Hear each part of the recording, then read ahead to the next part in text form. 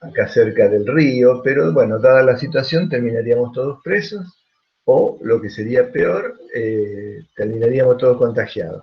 Así que lo vamos a festejar dando clase y cuando lleguen los mejores tiempos se podrá pensar en, en algún contacto, que espero que sea en algún momento. Entonces, les decía, lo que queremos intentar es mostrarles que hay la posibilidad de armar un funcionamiento racional de los conceptos en Lacan que permita armar una clínica que se desprende de lo que Lacan ha comentado y que por lo general es bastante poco tomado por la mayoría de los lacanianos que optan por la otra posición, que es la de articular a Lacan con Freud. ¿Se entiende? Ya lo dijimos, esto no se trata de ninguna grieta, es una posición diferente y que nos interesa que ustedes sepan eh, que también es posible y que eso arma una clínica posible. Revisando esa clínica posible, que espero que al fin del curso por lo menos ustedes tengan una idea de qué implica, ya algo estamos teniendo, ¿a qué se refiere? Armar una cuestión racional. A que los conceptos teóricos que uno aplica en la clínica se entiendan. Y se entiendan por qué se aplica lo que se aplica y que las cosas no se cierren en frases elípticas o, qué sé yo, esto es un goce, esto será la pulsión en lo real, o todas esas frases que suenan importantes y que nadie entiende un chorizo, pero bueno, dichos desde algún lugar de infatuación o de autoridad pueden sonar, o más simplemente cuestionar a Lacan, ¿está? Es decir, bueno, ¿por qué dice esto que dice? ¿De dónde lo saca? ¿A qué se refiere? Me parece que es muy aprovechable todo eso. Entonces, nosotros estamos trabajando con un instrumento que es lo que estamos aprendiendo a deletrear, que es el grafo del deseo. El grafo del deseo es un instrumento que permite trabajar en la clínica y fundamentalmente permite mostrar cómo los conceptos se interrelacionan, cómo se subordinan, qué proximidad hay entre un concepto y otro, por dónde hay que pasar, por qué otro concepto hay que pasar si uno quiere llegar de un concepto a otro. ¿Se entiende eso?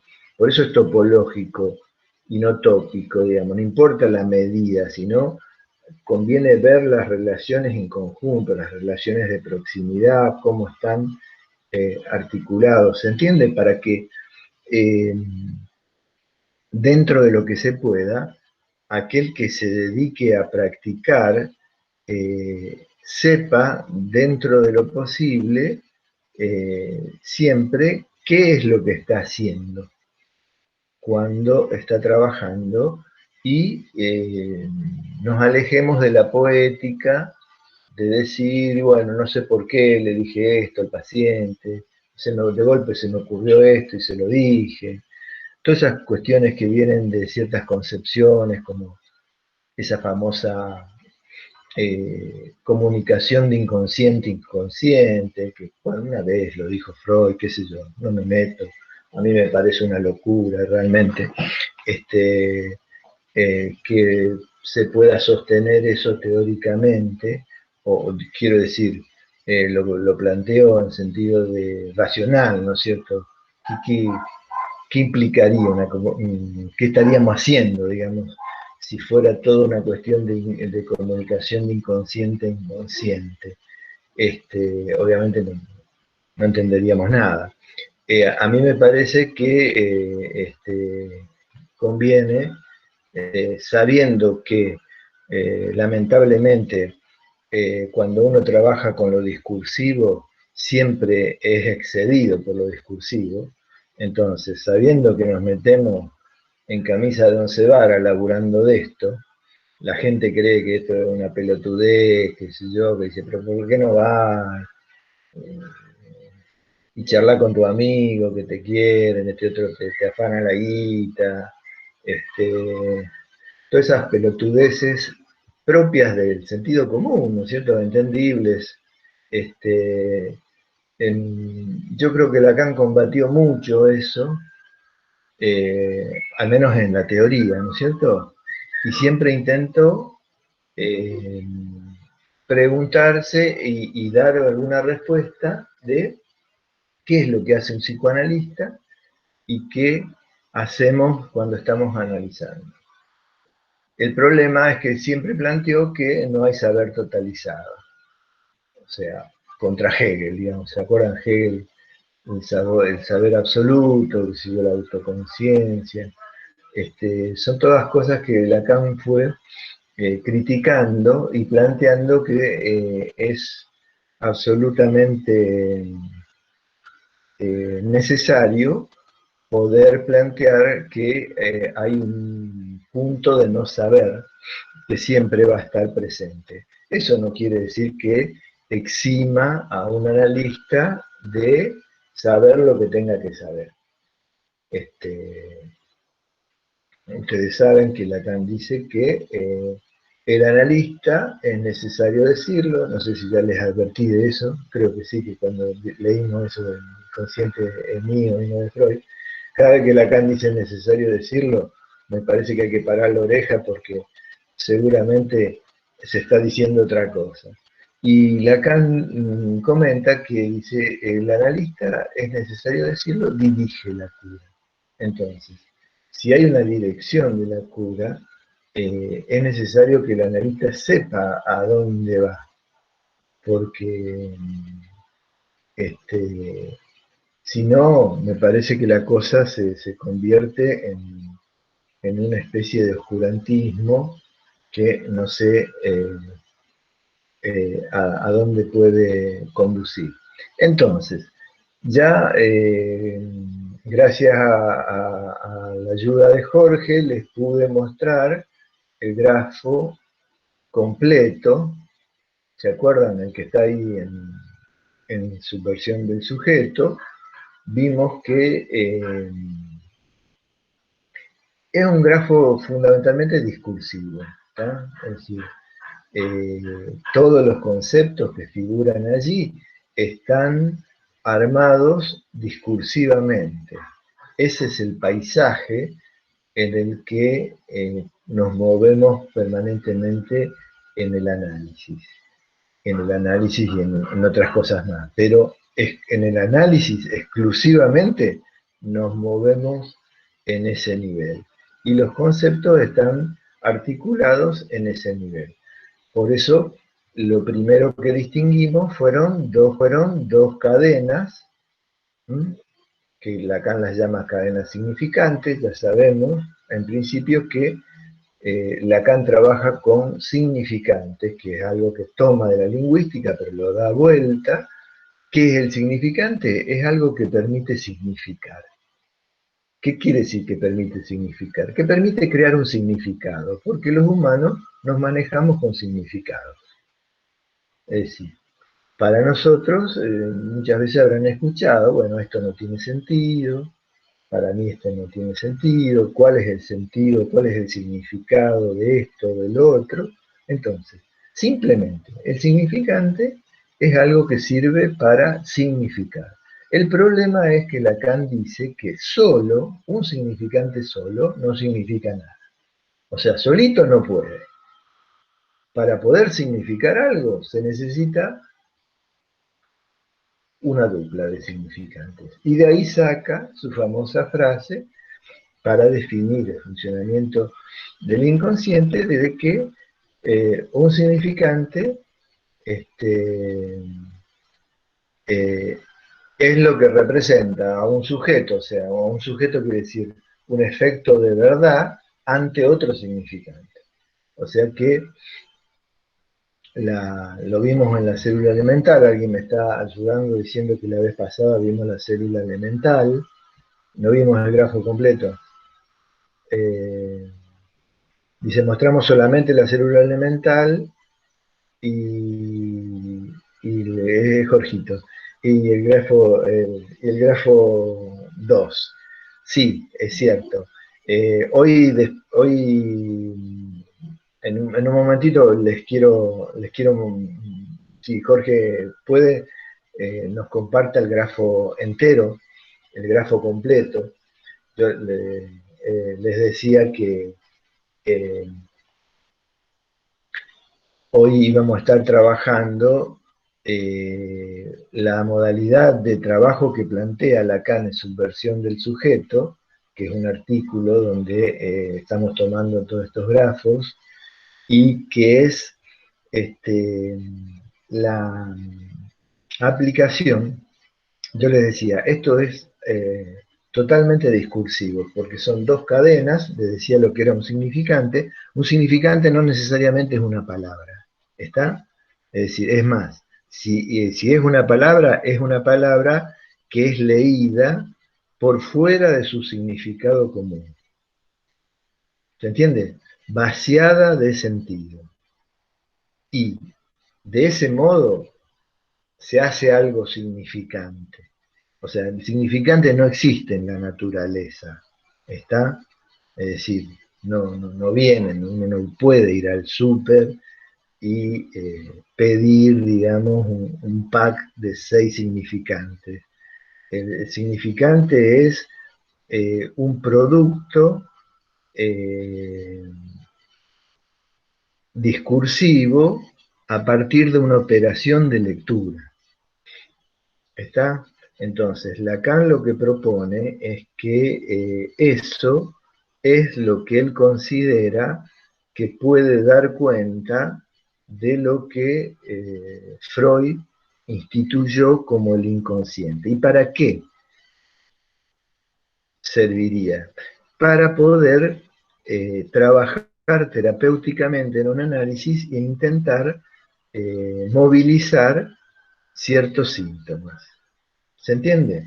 Entonces, está dicho lo del significante, es decir, no es la palabra necesariamente, en la facultad parece que palabra y significante fueran lo mismo, puede ser algo menos de una palabra, algo más de una palabra, una frase, un relato entero puede ser tomado como un solo significante, en la medida en que se lo ponga en relación con otro significante, va a producir un efecto, que es un efecto de verdad, y en ese efecto de verdad, ¿cuál es el efecto de verdad?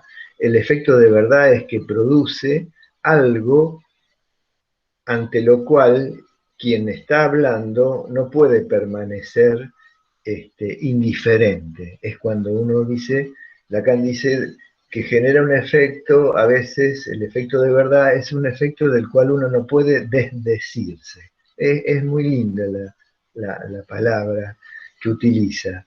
Yo no me había dado cuenta que desdecir era intentar, digamos, anular el decir, ¿no?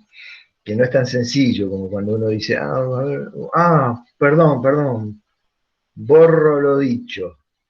Este, entonces, eh,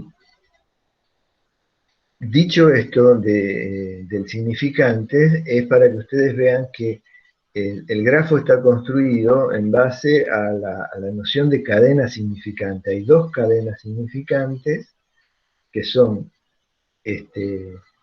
intersectadas con un vector retroactivo. ¿Por qué es retroactivo? ¿Qué es ese vector? Es lo que da el sentido. Todo esto hay que pensarlo discursivamente, si no uno no entiende un carajo de qué mierda es eso. ¿Por qué es ese vector que va hacia atrás y en ese recorrido cruza las dos cadenas? Porque se trata de la discursividad, se trata de que para que algo tenga sentido, adquiera significación, es necesario que se llegue al punto final y desde allí, desde ese punto final, retroactivamente, algo adquiere sentido. ¿Se entiende? Es como cuando uno puntúa una frase, depende de dónde la puntúe, va a adquirir un sentido. ¿Está? Lacan trabaja mucho eso y este, eh,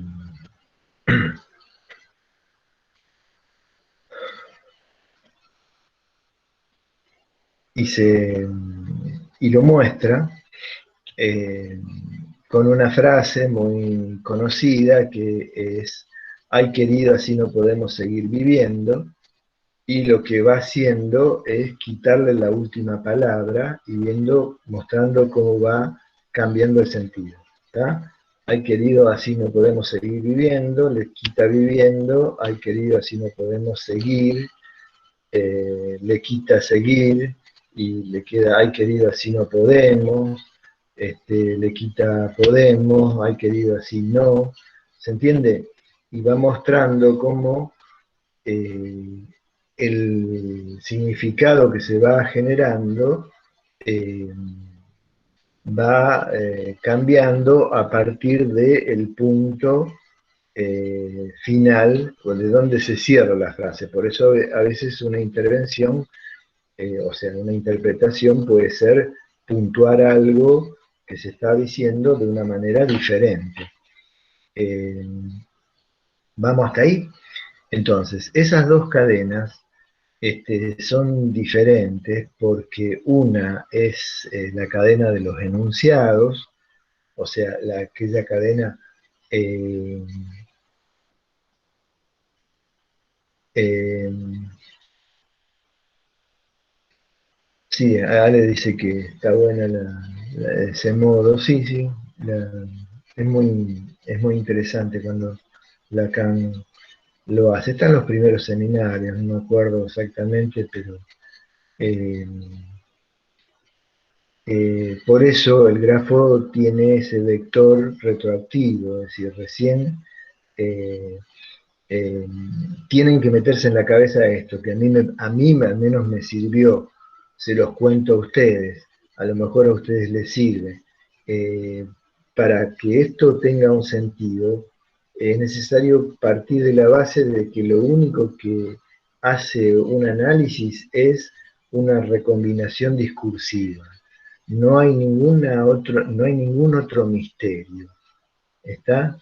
Lo que puede curar un síntoma es una recombinación discursiva, no hay otra cuestión. Eh, entonces, les decía, Lacan trabaja con dos cadenas, pero esas dos cadenas son diferentes. Una es de los dichos o de los enunciados y la otra es el famoso sujeto, o sea, el asunto que se va a armar en ese análisis a partir de el analista y el analizante. Ese segundo piso se va a armar o no. ¿Mm? Y es necesario saber que el grafo completo, ahora sí le pediría a Jorge que si nos puede mostrar compartir el grafo completo para que ustedes vean eh, cuándo es aplicable. ¿Se entiende? Acá estamos.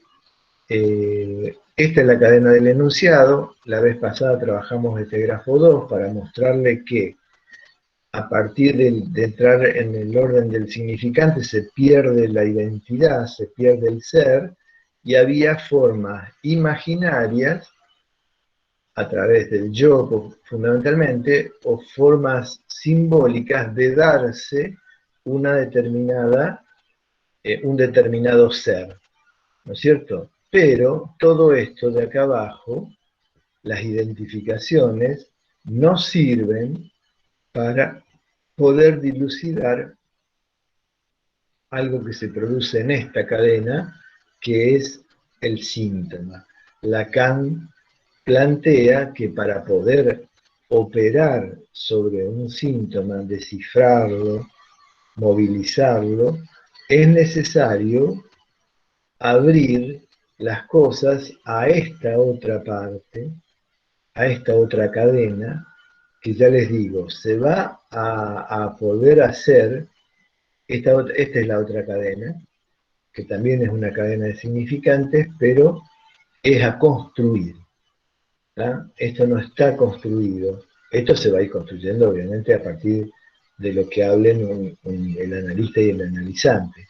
Pero esto otro va a ser algo que depende de las interpretaciones, se va a ir armando esta cadena. Y desde ahí, desde esta cadena, a través de esta estructura que se llama fantasma, se puede ver cómo se va a poder operar sobre el síntoma.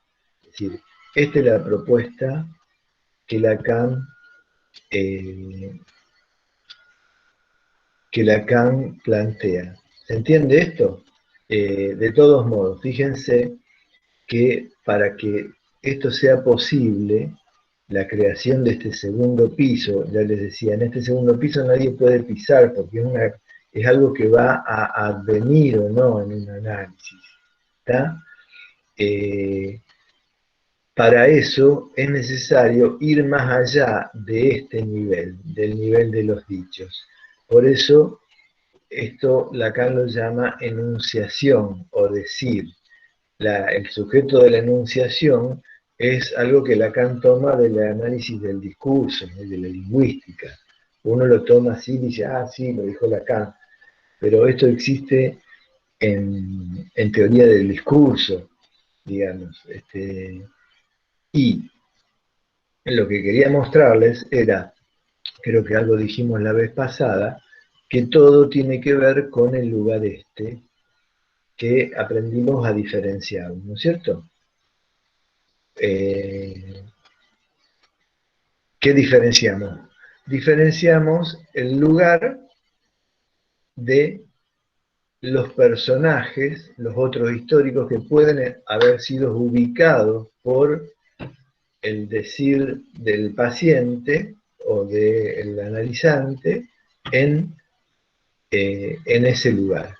Y les mostré que la castración en Lacan es justamente la posibilidad de diferenciar el lugar, que el lugar es el que da la potencia, porque es la eficacia simbólica, de el personaje que está ubicado en ese lugar.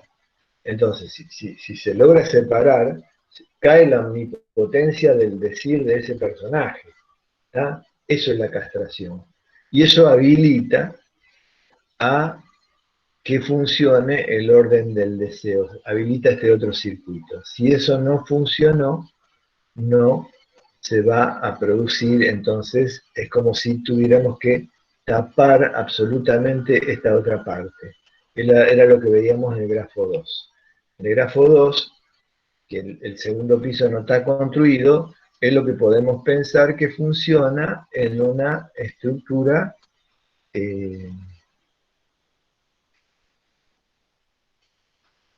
no neurótica o no perversa, en todo caso en una estructura psicótica, si quieren mantener solamente esa tripartición estructural. Hay más, pero por ahora tomémoslo así. ¿Está? El problema es lo siguiente, si uno mira después lo vamos a ver, si uno mira la cadena de arriba, este lugar, esta fórmula, que después la vamos a ver bien, es la fórmula de la pulsión. Y fíjense que está en este nivel. Entonces, si uno dice que en una psicosis no hay segundo piso que se construya, mire qué bueno las cosas que está haciendo Jorge, ¿está? Si no hay segundo piso que se construya, podemos sacar una consecuencia muy fuerte, que sería la pregunta, entonces, ¿hay pulsión en una psicosis? ¿Se entiende? O al revés podemos plantear, bueno, solamente hay pulsión allí donde no sea una estructura psicótica, una estructura neurótica. Justamente a nosotros nos parece que las pulsiones, porque tenemos la idea de pulsión que nos viene de Freud, o sea que es la idea imperante, que la pulsión es algo que viene de adentro del cuerpo, fundamentalmente, del cuerpo viviente, eh, eh, solamente para nosotros las pulsiones están en todo, porque todos tenemos cuerpo. ¿Tá? Sin embargo, acá las conclusiones, pensándolo a nivel discursivo, las cosas se arman de una manera muy diferente. ¿Tá? ¿Se entiende eso? Vamos a ver si después se lo puedo transmitir más fuertemente, pero eh, quería mostrarles eso para que empezáramos hoy a trabajar cómo acceder a ese segundo piso. Supongamos que funcionó la metáfora paterna. ¿Se acuerdan que yo les decía? Tiene que haber funcionado lo que Lacan llama la metáfora paterna, o sea, una operación eh, simbólica entre significantes, que tiene que ver con una sustitución, significantes, después vamos a ver si lo podemos ver, eso habilita a que los significantes se legalicen, o sea, ¿qué quiere decir se legalicen? Tengan una legalidad, tengan un modo de funcionamiento. ¿El modo de funcionamiento cuál va a ser? El que van a funcionar con espacio entre ellos, y entonces se genera esta famosa cuestión de que un significante es lo que representa un sujeto ante otro significante. Si eso es porque funcionó la metáfora paterna, entonces los significantes pueden tener espacio entre sí. Entonces, esa es la ley fundamental que establece la metáfora paterna. No es la ley de prohibición del incesto. La ley de prohibición del incesto es una cuestión antropológica, pero acá estamos en el plano discursivo. La discursividad no tiene que ver con la antropología necesariamente, ¿está? Entonces, le digo para poder distinguir, porque si uno mezcla las dos cosas, entonces dice, claro, la metáfora paterna establece la ley. ¿Y la ley cuál es? Y la ley es la ley de prohibición del incesto. Entonces ya uno está mezclando, saliendo de un territorio y metiéndose en otro. ¿Se entiende? Me parece que el problema es que Lacan la nombró como paterno. Después, bueno, vamos a ver si eso... Eh, eh, Ale Moreira dice si puedo repetir lo de la metáfora paterna. Lo que les decía, se los repito, es eh, que la posibilidad de que se cree en el trabajo de análisis este segundo piso va a depender de cómo funcionen los significantes en el otro. Y cómo van a tener que funcionar los significantes en el otro para que se construya este segundo piso, es decir, se pueda hablar algo del orden del deseo, tienen que estar legalizados, eh, funcionando separados, no pegados, que entre un significante y otro haya un espacio. Fíjense que el grafo, supónganse que este es un S1 y este es un S2, hay espacio entre ambos, de una forma y de otra, entre las dos cadenas. Por eso tiene esta forma el grafo, tiene espacios entre dos. ¿Se entiende? Ahora lo vamos a ver después. Lo que decía es que esa posibilidad de que se establezca ese modo tiene que ver para Lacan con que se inscriba en este lugar un significante particular que Lacan llama nombre del Padre. Y a la operación que inscribe o no ese significante en este lugar la llama metáfora paterna. Y lo que inscribe ese significante, si se inscribe, o sea, si la metáfora funciona, se inscribe ese significante y entonces legaliza al resto de los significantes, o sea que cada vez que haya un significante va a funcionar con un espacio, es decir, se va a poder producir cierto sentido entre un significante y otro porque están trabajando con cierta separación. Si no opera la metáfora paterna, no hay espacio y por lo tanto no hay forma de poder armar algo del orden del sujeto o del orden del deseo. ¿tá? Ahí, segunda conclusión, ¿habría deseo en la psicosis? ¿O habría sujeto en la psicosis? De acuerdo a este planteo, ¿no es cierto? ¿Se entiende eso? Inclusive se aclaran ciertas frases que dice que por algo los objetos de la pulsión, Freud los sacó del estudio de las neurosis de transferencia. No lo sacó de la psicosis. Nosotros pensamos que las pulsiones o la clínica, hay un capítulo, gente que se dedica a esto, que habla de la clínica de las impulsiones, como que justamente no son las estructuras neuróticas las que estarían más ligadas a la pulsión, sino otras, por ejemplo, las adicciones, o no sé qué otra cosa. En cambio, lo que le estoy mostrando es que respecto a cierta lectura de Lacan, la cosa es totalmente diferente. Es decir, solo habría pulsión en una estructura no psicótica. Entonces, si el hecho de que haya pulsión o no depende de la estructura, y la estructura es una estructura discursiva, fíjense que lejos estamos de pensar la pulsión como algo que viene del cuerpo, porque un psicótico tiene cuerpo. ¿Se entiende eso? Cambia totalmente la perspectiva. No sé si se entiende. Maru dice si en la psicosis se puede decir que no hay deseo. Desde esta perspectiva no. Desde esta perspectiva no. Porque para que haya deseo, ojo, no es deseo las ganas, pero de esta perspectiva no. Sé que suenan duras estas cosas, pero bueno, lo importante es poder plantearlo. Yo sé que hay 20.000 opiniones, por lo general me cuentan que la gente que trabaja en psicosis dice que sí, que hay sujetos, qué sé yo. Yo y un grupo de locos a partir de esta lectura nos da la impresión de que pensando en los conceptos no va la cosa. ¿Está?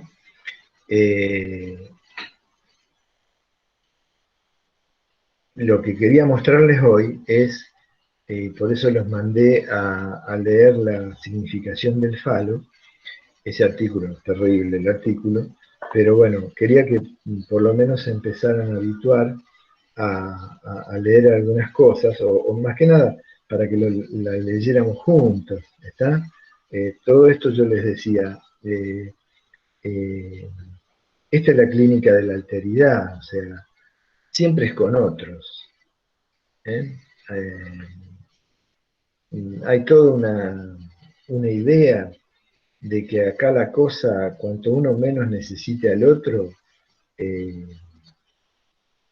mejor. Y me parece que no es la tendencia que propone Lacan justamente con la idea de sujeto en relación al otro, la cuestión del otro. Entonces, lo que quería mostrarles hoy es, no sé si tuvieron algunos la posibilidad de leer algo del falo, de la significación del falo, pero les quiero leer este pedacito. Está un poquito antes de lo que yo le marqué para leer, pero dice,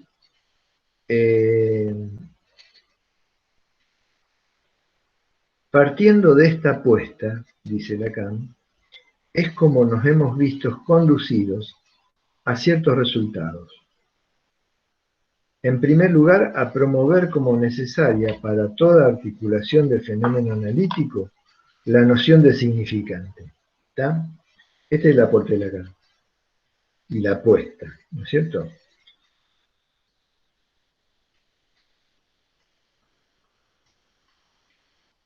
Lacan toma el trabajo de Freud y dice que la apuesta de él es que eh,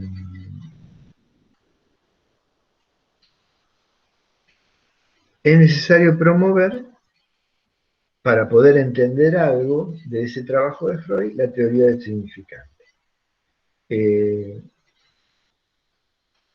y entremos a lo de hoy. Eh,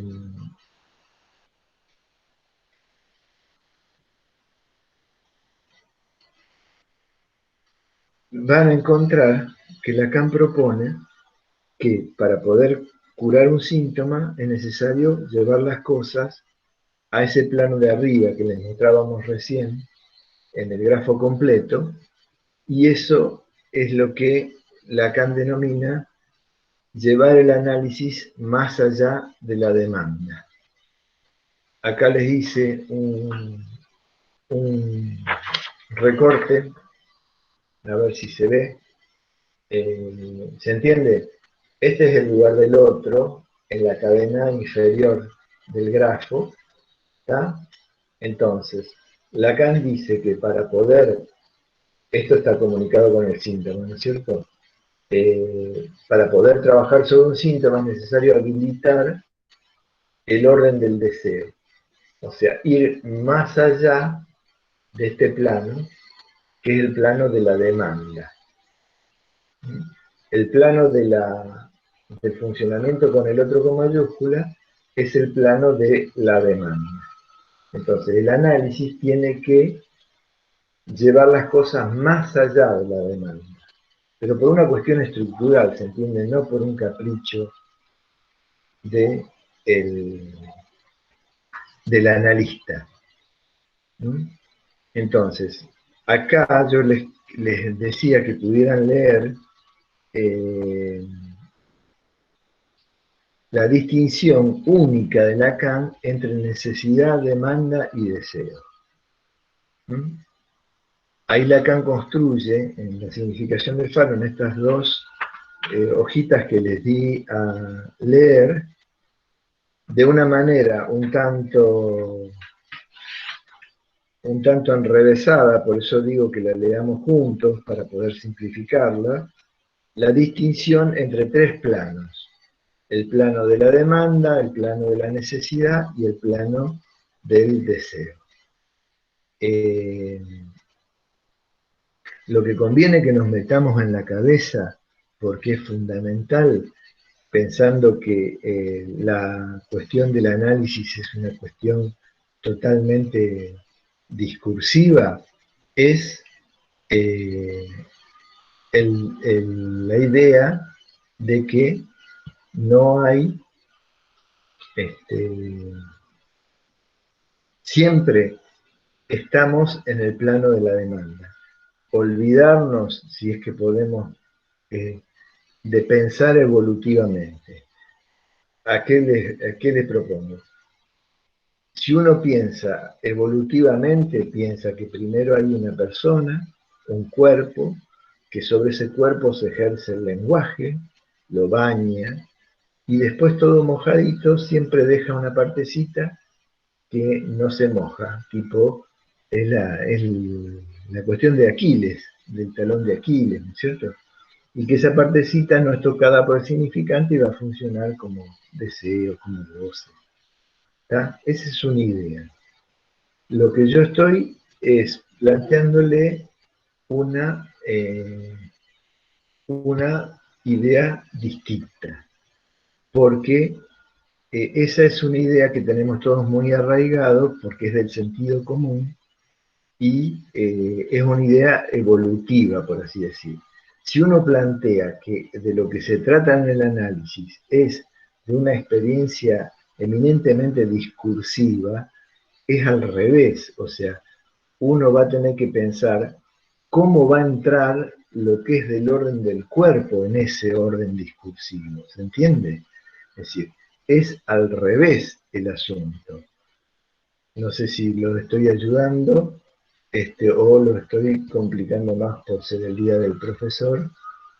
Bueno, por ahora no dicen nada, así que o están todos dormidos o eh, vamos viendo. Entonces, eh, lo que Lacan plantea en su versión del sujeto, te los muestro acá, a ver si se alcanza a ver. Esto es lo que conviene pensar. Si bien Lacan distingue tres niveles, necesidad, demanda y deseo, el nivel central es el nivel de la demanda. ¿Tá? No es que primero está la necesidad, que sería el cuerpo, y después sobre ese cuerpo se ejerce la demanda, o sea, sería el lenguaje, que lo baña, y después quedaría un pedacito que no se moja. ¿Se entiende la teoría de Aquiles? Este, Sino que el planteo es al revés.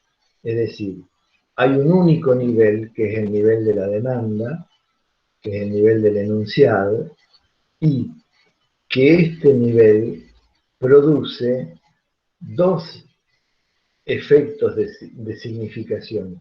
Uno que Lacan lo llama más acá, que sería el nivel de la necesidad, y otro que Lacan llama más allá, que es el nivel del deseo. ¿Se entiende? Es decir, tanto el deseo como la necesidad serían efectos de la demanda. Si no hubiera demanda, no se genera el plano de la necesidad ni el plano del deseo. ¿Se entiende? Es fuerte lo que se dice, pero es lo que plantea ahí en su versión del sujeto y acá también. ¿Eh? ¿Dónde lo dice acá? Lo dice: examinemos los efectos de esa presencia, de la presencia del falo como un significante, dice, ¿no? Dice, son en primer lugar los de una desviación de las necesidades del hombre por el hecho de que habla, en el sentido de que en la medida en que sus necesidades están sujetas a la demanda, retornan a él alienadas. ¿Se entiende? No es que estén primero las necesidades, sino que ya las necesidades están sujetas a la demanda. Es muy difícil, va muy despacito esto, porque es cambiarle el modo de pensar, el sentido común nuestro parte del cuerpo, y esto es una perspectiva donde se parte del discurso, ¿no? Y no del cuerpo. Entonces,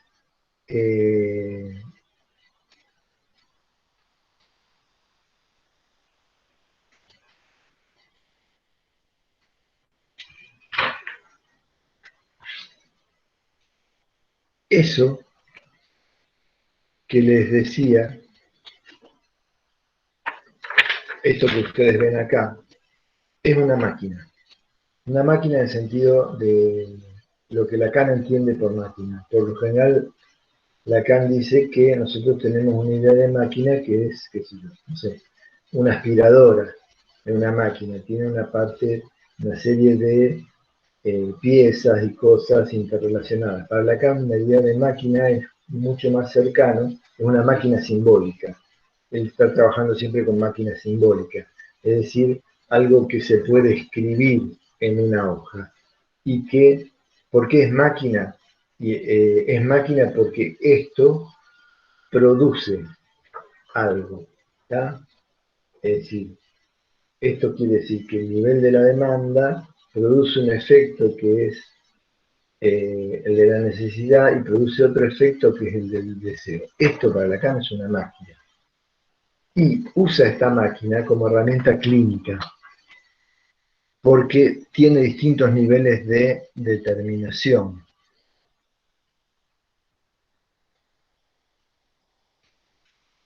Tiene distintos niveles de determinación. Se los muestro. A ver si se alcanza a ver, si está muy claro, díganme, tírenme un centro.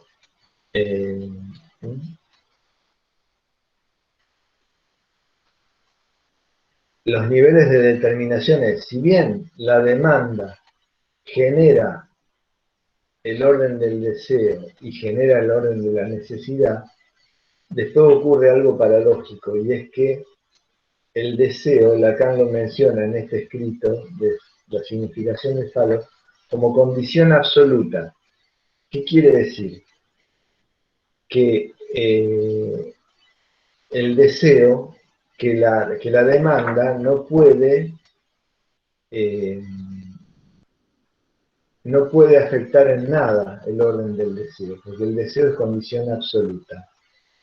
Eh, este plano de la demanda es el plano del amor también.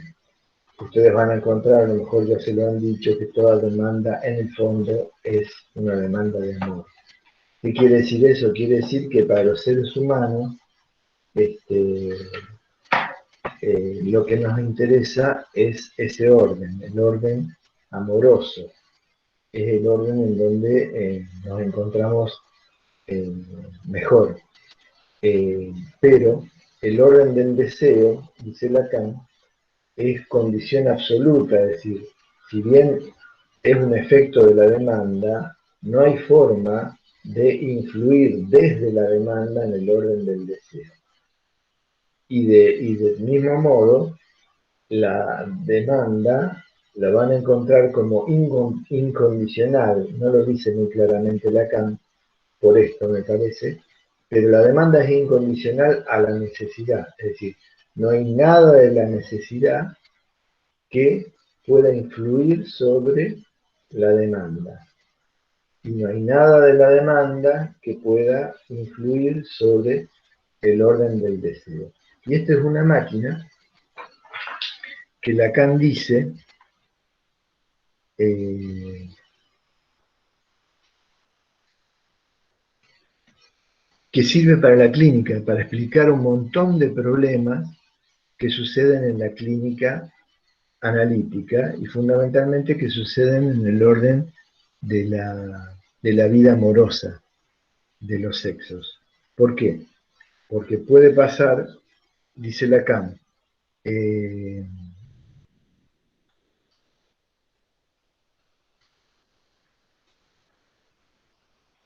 para cada uno de los participantes en la relación, se refiere a la relación amorosa, eh, no pueden bastarse por ser sujetos de la necesidad. ¿Está? ¿Qué quiere decir ser sujetos de la necesidad? Que a él se le pare y ella esté excitada también, o todas las mezclas que quieran hacer ustedes. ¿Se entiende? Eh, el apronte de los cuerpos no basta eh, para que la relación, diga Lacan, para que la relación funcione. Dice, ni objetos del amor. O sea, no basta ni con que sean, que funcione el nivel de la necesidad, ¿no? Ni con este nivel del amor, sino que para que esta tripartición funcione, el partener tiene que estar ubicado como objeto de deseo. ¿Se entiende eso? Entonces, todos los sufrimientos posibles de la clínica se pueden explicar con esta maquinita. Hay gente a la que no se le para, pero ama. ¿Mm? Entonces sufre porque ama y no se le para, y se le para allí donde no ama, porque saltan este nivel, entonces se le para con el compañero y no con la novia. ¿Se entiende eso?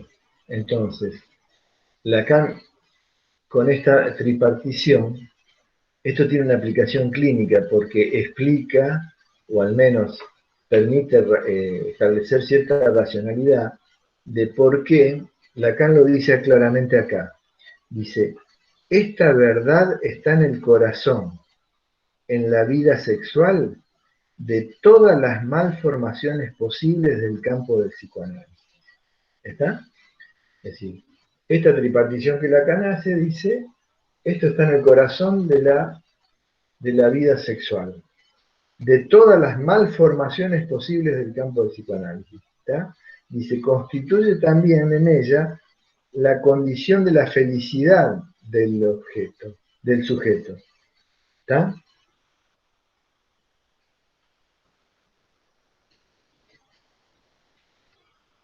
¿Estamos?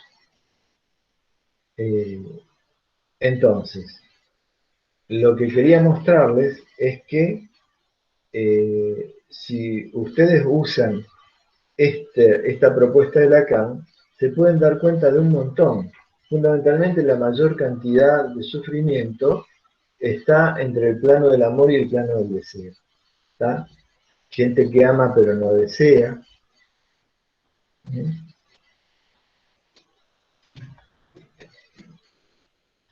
Ya le digo, o gente que desea pero no ama. Fundamentalmente la disyunción está acá. Sobre todo es muy particular en la, los lazos obsesivos, ¿no? Que allí donde se ama no se desea. Eso ya lo descubrió Freud, ¿no? Que son problemas. Entonces, quería mostrarles esta máquina, porque esto es algo que Lacan lo da para trabajar. ¿Arregla algo esto? No sé, pero permite discriminar, ¿no es cierto? O sea, que si uno sabe que eh, si el orden para que algo funcione, esa tripartición tiene que estar gobernada por el orden del deseo. Si no está gobernada por el orden del deseo, este, eso no funciona. Y eso es parte de la gran cantidad de dificultades que uno detecta. ¿Cómo lograr que eso pase a estar funcionando por el lado del deseo? Bueno, tendrá que ver con el trabajo de análisis y las posibilidades que haya justamente de movilizar eso. Habrá que ver si es posible, si no es posible, si es con la misma persona, con otro, qué sé yo. O sea, ahí se abren todo el campo de variaciones, pero quería mostrarles por qué es necesario para Lacan, a ver si Jorge está, eh, en, María Graciana me dice, el grafo también es una máquina simbólica, sí, por supuesto, es una maquinona simbólica. Sí, sí, para Lacan máquina es todo lo que eh, produce a nivel simbólico, digamos, a nivel, para Lacan una máquina es justamente algo que produce en el orden simbólico, y el grafo también se podría pensar que como una máquina simbólica, ¿sí? Por supuesto. Eh, no, te decía Jorge si podíamos de nuevo compartir el grande, el grafo completo, porque ahora que está al menos mínimamente eh, es, ahora que está mínimamente planteada esta cuestión, se entiende por qué es ir más allá del plano de la demanda, ¿no es cierto? Porque este es el plano del amor. Entonces, el amor genera, la demanda genera un más acá y un más allá. El más allá es el orden del deseo. Y Lacan dice que solamente este orden es lo que permite que se pueda influir sobre algo acá. Entonces, nosotros lo que vamos a hacer a partir de la próxima es empezar a averiguar, esto es lo que, en qué consiste un análisis, ¿tá? Es habilitar este orden. Por eso no tiene nada que ver con los ideales. Ustedes van a escuchar que hay que ir más allá de los ideales en un análisis, o que los ideales tienen que caer. ¿Qué quiere decir? Ya podemos empezar a entender. Tanto el ideal de imaginario como el ideal simbólico son intentos de darse cierta, o el yo esto, yo lo otro. Justamente el yo, el síntoma, ¿cómo aparece? Aparece como un yo no puedo. Intento dormir, doctor, pero no puedo. ¿Tá? No puedo dominarlo, me domina. El yo siempre plantea cuestiones de dominio. Y el síntoma siempre es algo que el yo no puede dominar. ¿Tá? Entonces, no hay forma de poder resolver un síntoma desde esta perspectiva. Hay que habilitar esta otra parte. Esto es fundamentalmente el trabajo de un análisis. Apoyado o creando este otro piso, se va a poder leer cómo influencia todo esto en esto. Al menos esa es la chance y la apuesta a poder hacer algo. ¿Se entiende? Justamente lo que los neuróticos tienen, y digo tienen porque se ve que yo me excluyo de los neuróticos, podría ser tranquilamente, es no habilitado el orden del deseo. ¿Por qué? Porque lo tienen totalmente vinculado al orden de la demanda. Eso lo vamos a trabajar mucho cuando con Jorge veamos, o Jorge nos ayude a revisar esta estructura que es fundamental. Yo creo que es uno de los aportes más importantes de Lacan, que es el fantasma. Porque esta estructura es la que soporta, fíjense que está en este mismo nivel, es la que soporta el deseo. ¿Sí? O sea que es una estructura que se las trae. Pero no es una estructura como el puente Rosario Victoria, firme, sino es una estructura discursiva, que es una mezcla de simbólico y imaginario.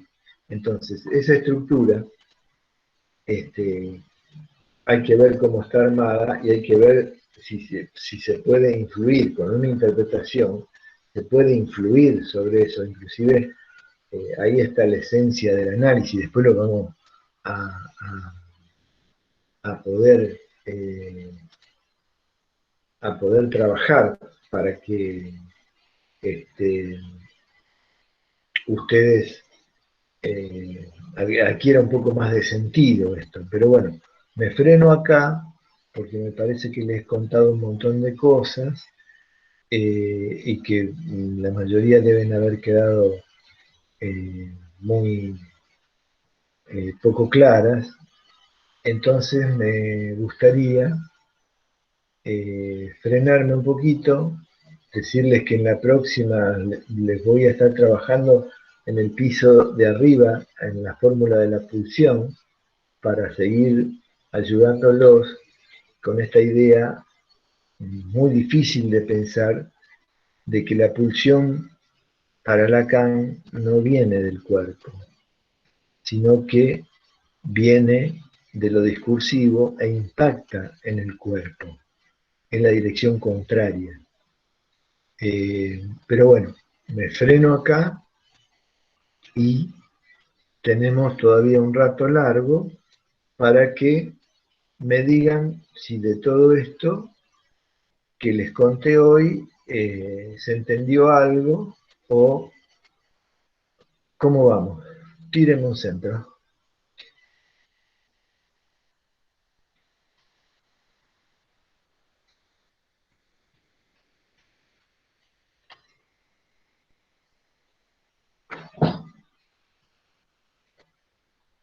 Delfina dice bien, profe, se entiende. Bueno, bárbaro, vamos hasta ahí.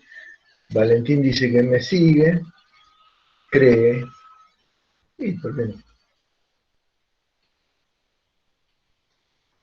Bastante claro, profe.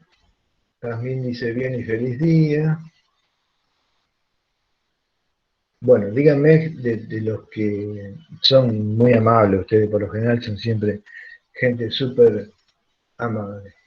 Sofía dice que ¿qué es lo que hace que el deseo esté más allá y la necesidad más acá de la demanda? Eh, ¿Qué es lo que hace? Es el efecto de determinación, o sea, es la posibilidad de leer la demanda la que habilita esos dos planos. En realidad habilita un único plano que es el plano del deseo. El plano de la necesidad, este plano de más acá, está bien.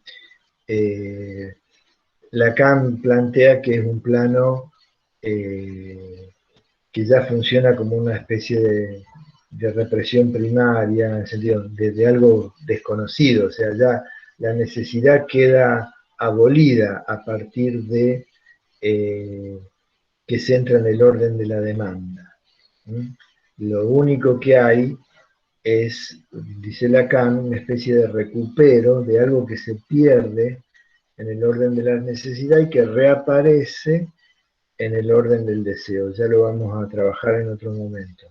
Eh, Dice Ale, no me resulta fácil entender la máquina demanda, deseo y necesidad, pero bueno, huyo para adelante. Maru dice, me pasa igual.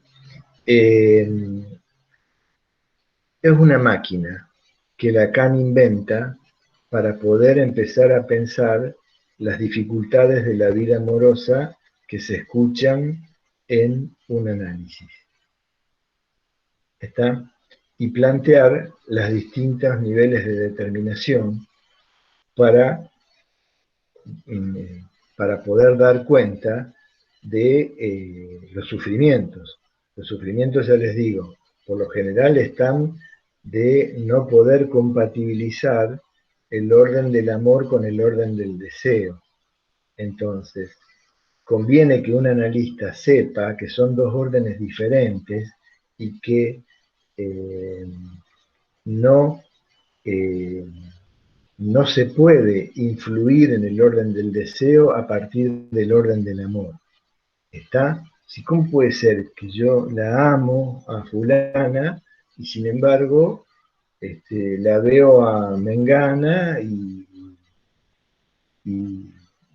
me recontra caliento y es una pelotuda y yo la amo a fulana y no me pasa nada? ¿Se entiende eso? No sé si, bueno, ustedes son gente normal, pero si ustedes trabajaran, o si no fueran normales, y trabajaran, son los niveles de sufrimiento que se escuchan en los análisis. ¿Está? Eh, entonces, entender la máquina quiere decir poder empezar a discriminar que son distintos niveles y que eh, eh, mm, es solamente pudiendo influir en el orden del deseo. ¿Se acuerdan lo que decía acá? Que para que haya un funcionamiento satisfactorio de la vida amorosa, el partener tiene que ocupar el lugar de objeto del deseo, o sea, tiene que estar metido en ese orden. Si no está metido en ese orden, la vida amorosa genera líos. Entonces, ¿cómo lograr eso? Eh,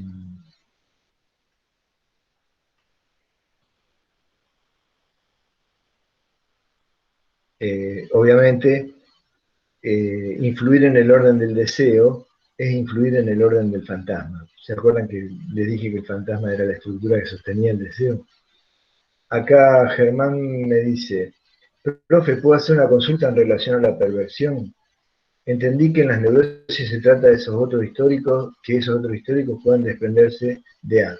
En la perversión, porque se me ocurre que el sufrimiento es de otra índole. Si no es el momento de charlar de esto, no pasa nada, sigue perdón cuando pueda G. No, no, puedo perfectamente. Eh, En la perversión se trata de lo mismo. Tanto la castración en la neurosis o la castración en la perversión es lo mismo. Es decir, es el desprendimiento de el otro como omnipotente. Donde eso no ocurre es en las estructuras psicóticas. Entonces, la palabra de esos otros no puede separarse del lugar y son palabras inapelables. En la perversión es lo mismo. El problema de la perversión está en otro lado y es en la posición en que queda ubicado eh, en la estructura que después vamos a ver que es el fantasma. Le estoy contestando a Germán. Eh, entonces, voy más despacito, a ver si lo ayudo a Germán. Y ya que está, lo estoy diciendo para todos. Eh, Tanto en la perversión como en la neurosis, la, la castración implica eh, que se puedan desprender a los otros históricos del lugar del otro.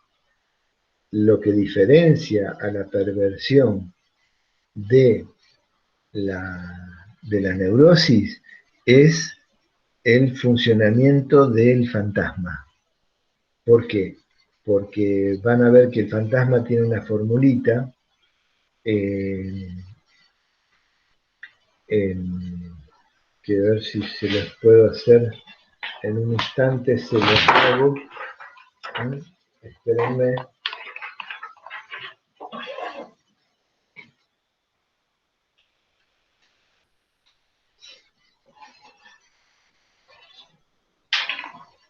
Ya lo vamos a aclarar, por ahora estamos mirando fórmulas, ¿no es cierto?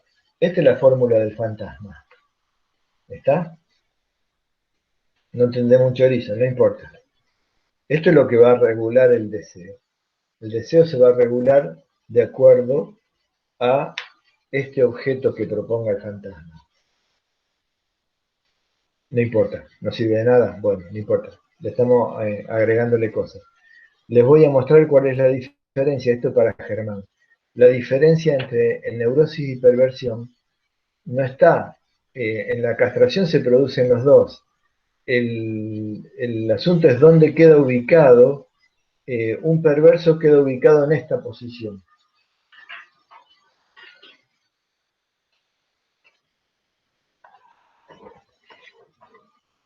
Un perverso queda ubicado en la posición de objeto. Él es el que se ofrece como objeto del deseo y, y cree que puede causar la castración del otro. En cambio,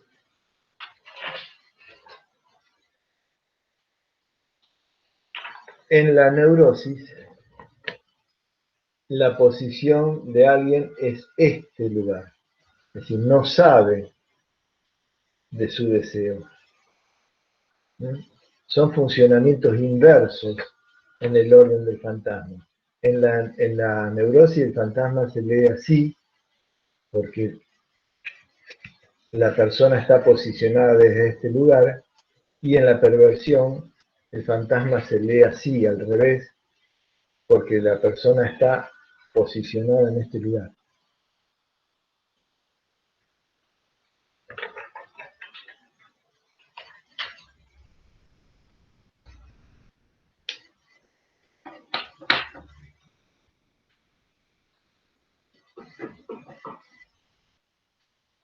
Ale dice clarísimo, bueno, gracias Ale.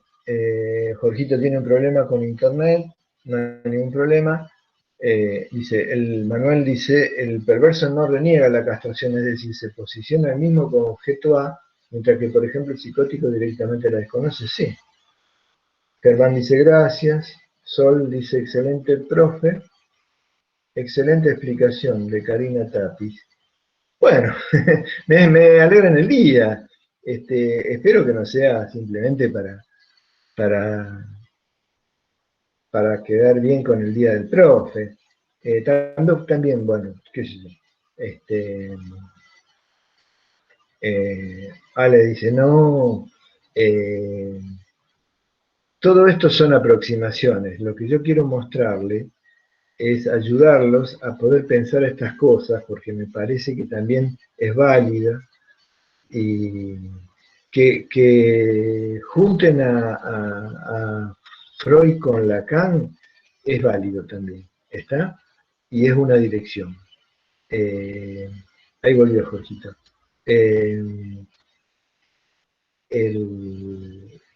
Nosotros le estamos mostrando otra posibilidad, tan válida como aquella otra, ¿está? Y por eso estamos, lo que pasa es que cuesta un esfuerzo, porque me parece que la mayoría de los analistas eh, aprovechan la articulación entre Freud y Lacan porque está más cerca del sentido común.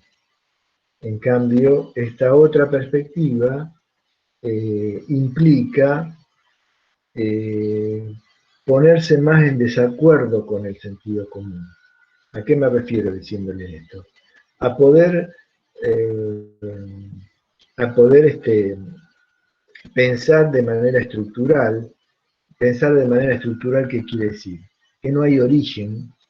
Nosotros la pregunta siempre es el origen. Y bueno, ¿cuál es el origen de esto?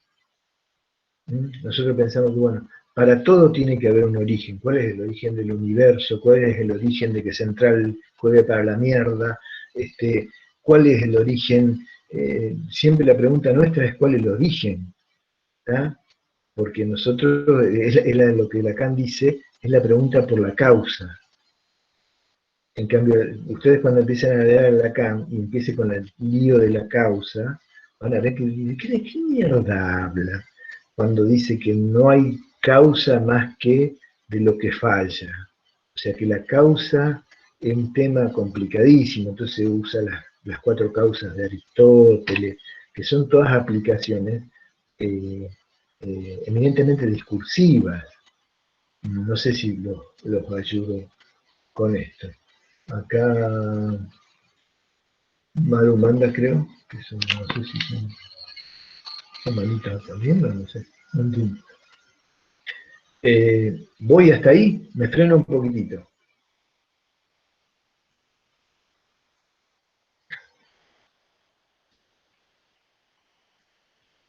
Y ya vemos si estamos sobre la hora. No, falta un poquito todavía, tengo tiempo, por ser el día festivo.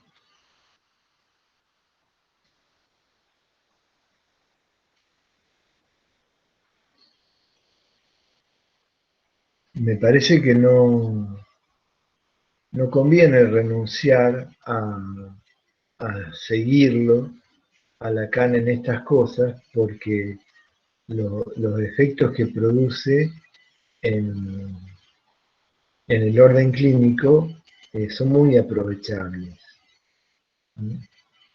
Eh, Esta maquinita que yo les decía,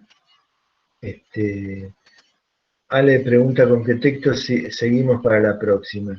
Yo les diría que prueben con Subversión del Sujeto, eh, donde habla acerca de la pulsión, porque vamos a ir al plano de arriba y les voy a mostrar por qué Lacan trabaja con una fórmula para la pulsión, y van a ver que en esa fórmula van a encontrar un símbolo muy ya conocido para ustedes, que es el de la demanda.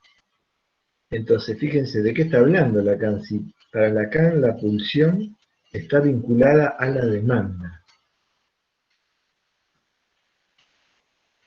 O sea, no tiene nada que ver con el cuerpo. ¿Dónde está el cuerpo en esa fórmula? Lo vamos a buscar, vamos a intentar pensar.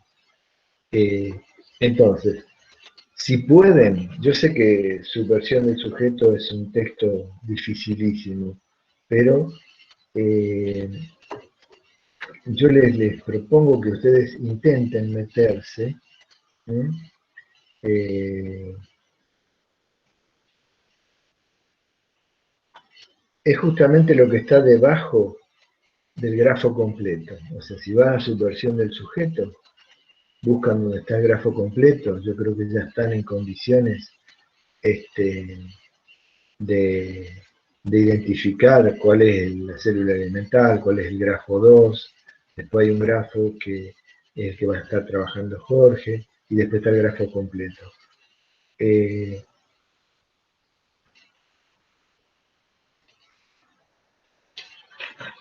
Y les diría que lo que me interesaría que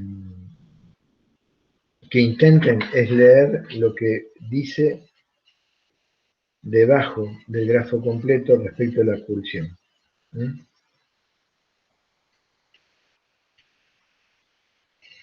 Intenten leerlo. Son 10 renglones. Eso lo vamos, como esas flores japonesas, lo vamos a expandir y nos va a llevar toda la clase que viene porque me parece que se necesita que podamos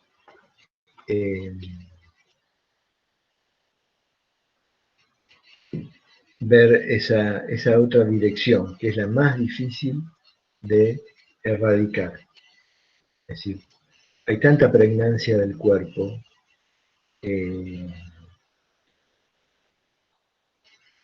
que es muy difícil cuando uno plantea el psicoanálisis como una praxis discursiva, es muy difícil erradicar las ideas de que la única materialidad sea la materialidad discursiva. Entonces parecería que si uno no tiene el soporte material, pero material en el sentido de materia, bueno, yo mañana voy a charlar ahí en mi quintita de la clínica lacaniana de Entre Casas sobre el concepto de goce. Los invito desde ya, si quieren, mañana a las 2, de 2 a 3 menos 20, por ahí, voy a empezar a charlar un poco sobre, porque me lo pidieron, una Anabela me dijo si podía contarles algo de eso. Le voy a dedicar 2 reuniones porque merecerían mucho más, pero bueno, me parece que con 2 reuniones, como para poder plantear ciertos lineamientos, van a alcanzar. Entonces, a lo que voy es que vamos a revisar la fórmula de la pulsión. Y ya les digo, esta nueva clínica implica un montón de cosas diferentes, ¿tá? Como por ejemplo, que no hay pulsión en la psicosis, que solamente hay pulsión donde funciona la metáfora paterna, donde se puede construir el grafo completo, y cuando analicemos la fórmula de la pulsión vamos a ver las definiciones que Lacan da. Hay una definición en el seminario 23 de pulsión que yo se las voy a traer, y vamos a estar trabajando eso para ver si se puede empezar a poner en cuestión esta idea tan fuerte nuestra que, miren, les quiero decir esto. Por supuesto que existe el cuerpo y que tenemos cuerpo, no que somos cuerpo. El problema es que, digamos, el problema es que la idea es que somos cuerpo y no que tenemos cuerpo. Son cosas diferentes. Eh, eh, el hecho del ser, de lo que somos, es un efecto del lenguaje, no del cuerpo. El problema es que cuando se mezcla todo y la esencia de lo que somos se crea que es el cuerpo. Entonces ahí eh, ya ahí la cosa se complica muchísimo más. Germán dice, pasa el link, profe, volvió un compañero o una compañera para la clase de mañana. El grupo es un grupo abierto, o sea, lo buscan en Facebook, se llama Clínica Lacaniana de Entre Casas, y ahí se anotan, se admiten automáticamente, todos, no hay ningún problema y voy a ver si esta vez trabajo este viernes y el viernes que viene un poco la noción de goce, porque una compañera me dijo que estaba estudiando en, en la EOL sobre el goce y quería que le ayudara con el trabajo que tenía que hacer. Yo le dije que, bueno, que yo tenía justamente una posición absolutamente contraria a lo que plantean en Leol, no con las personas, son problemas teóricos, ¿está? Conozco milerianos con los que soy amigo, me parecen excelentes personas. Acá las diferencias son este, en las ideas, no necesariamente en las personas. ¿Está? El problema es que muchas veces cuando uno ataca las ideas, este, es muy difícil que las personas que sostienen esas ideas este, no se sientan ofendidas. Pero es porque nosotros creemos que nosotros sostenemos las ideas y no que al revés, las ideas nos sostienen a nosotros. Es decir, nosotros entramos en ciertas ideas.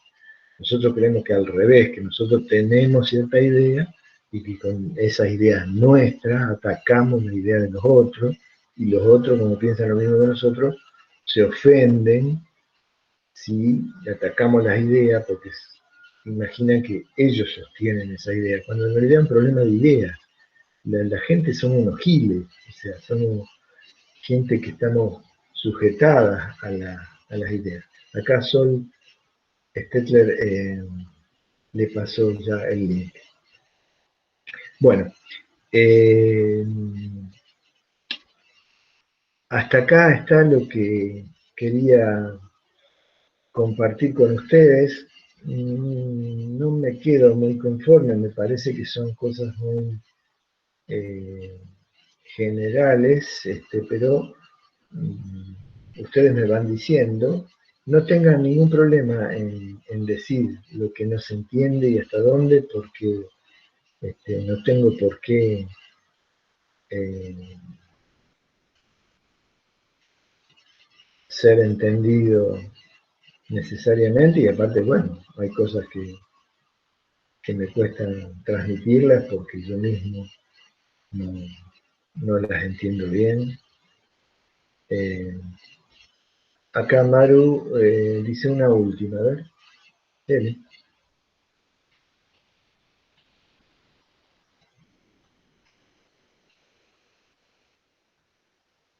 ¿Cómo se escribe el fantasma del perverso? Exactamente igual, pero se lee distinto. Se lee inversamente. O sea, no sé, ustedes que son freudianos, eh, digo ustedes que son freudianos, ustedes son buena gente, no sé si son freudianos, lacanianos, freudio lacaniano, lacano freudiano, qué sé yo, no importa. Eh, Me refiero a que esta es la fórmula del fantasma, ¿está? Es una estructura, después la vamos a ver, por ahora no le dice nada a ustedes, ¿está? Eh, lo que diferencia es a dónde está posicionado. El perverso está posicionado en este lugar, perdón, estoy al revés.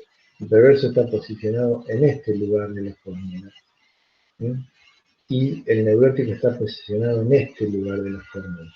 Entonces, la fórmula es la misma, nada más que en la neurosis se lee así y en la perversión se lee así. Ya vamos a ver cómo se puede leer. Por eso te digo, alguien posicionado como objeto de deseo creyendo que, por lo tanto, produce la castración en el otro. O sea, el perverso eh, está posicionado como creyendo que tiene el dominio sobre el otro. ¿Está? No sé si ayuda eso. La fórmula es la misma. Lo que cambia es el sentido. Les decía esto de freudiano y me fui pero igual lo quiero cerrar, es, dice Manuel González, la inversión del fantasma no se llama de perverso, sí. O sea, es la inversión. O sea, ¿se acuerdan que Freud lo dice de una manera aproximativa, pero no se le escapó de que había algo ahí?